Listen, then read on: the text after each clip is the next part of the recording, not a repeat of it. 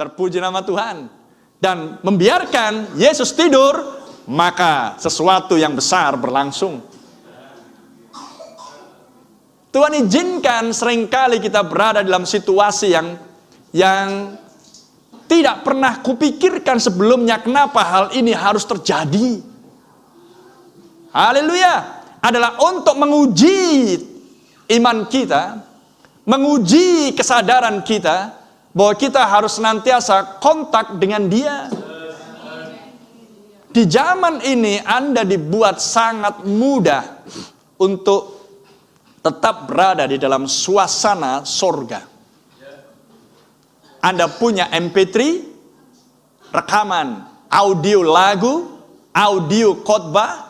Anda punya rekaman video komplit.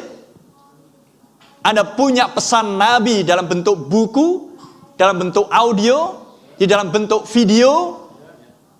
Anda punya foto-foto pelayanan Brother Branham komplit.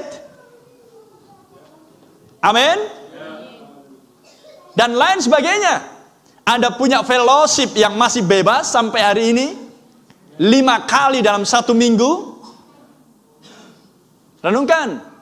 Dan masih banyak fasilitas yang lain yang seharusnya membawa seseorang lebih cepat matang dari zaman-zaman yang sebelumnya.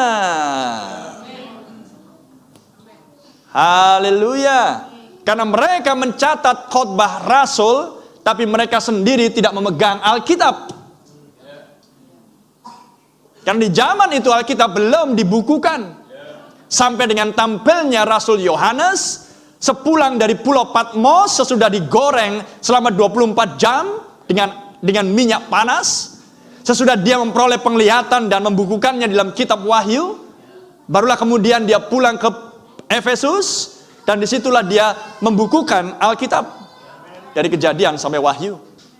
Jadi sebelum Rasul Yohanes membukukan Alkitab, apa yang dipegang oleh orang-orang percaya di zaman itu?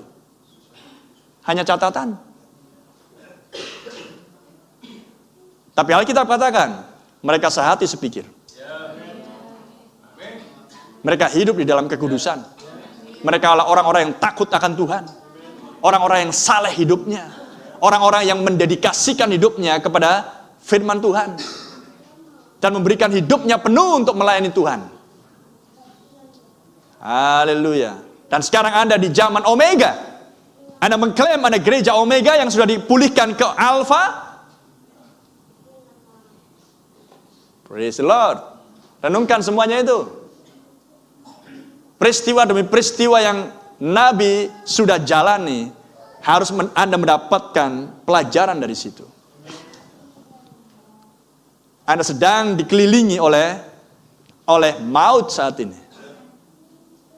Tapi di tengah-tengah suasana maut dan kekacauan yang sedang menguasai dunia ini, bangsa-bangsa dan orang-orang, jika Anda tidak berada di dalam kehidupan, Anda akan binasa. Jika Anda menidurkan Yesus seperti di kapal tersebut, Anda akan binasa. Karena inilah zamannya Roh Kudus, Kristus diam di dalam kamu. Dan Roh Kudus diam di dalam Anda dan saya, dia tidak akan bisa tidur dan terlelap. Mustahil bagi seorang Roh Kudus yang diam di dalam Anda membuat Anda kompromi terhadap dosa. Mustahil bagi seorang Roh Kudus yang dijanjikan diam di dalam Anda mengajarkan doktrin yang palsu atau memberikan penafsiran pribadi. Paham yang saya maksud? Mustahil. Karena Roh Kudus adalah roh kebenaran. Dan Yesus katakan, firman-Mu adalah kebenaran. Haleluya. Apa yang bisa dilakukan oleh oknum yang diam di dalam Anda adalah memimpin Anda ke dalam seluruh kebenaran. Dan apapun yang dinyatakan oleh firman itu, Anda akan menurutinya. Itulah bukti bahwa Anda menyatu dengan firman dan roh. Haleluya. Sehingga badai apapun yang berlangsung di sekelilingmu tidak akan membuat Anda takut. Tidak akan menggoyahkan Anda. Tidak akan membuat Anda kemudian menjadi malas. Justru sebaliknya, Anda semakin tertantang. Amin. Karena Raja Wali senang dengan badai.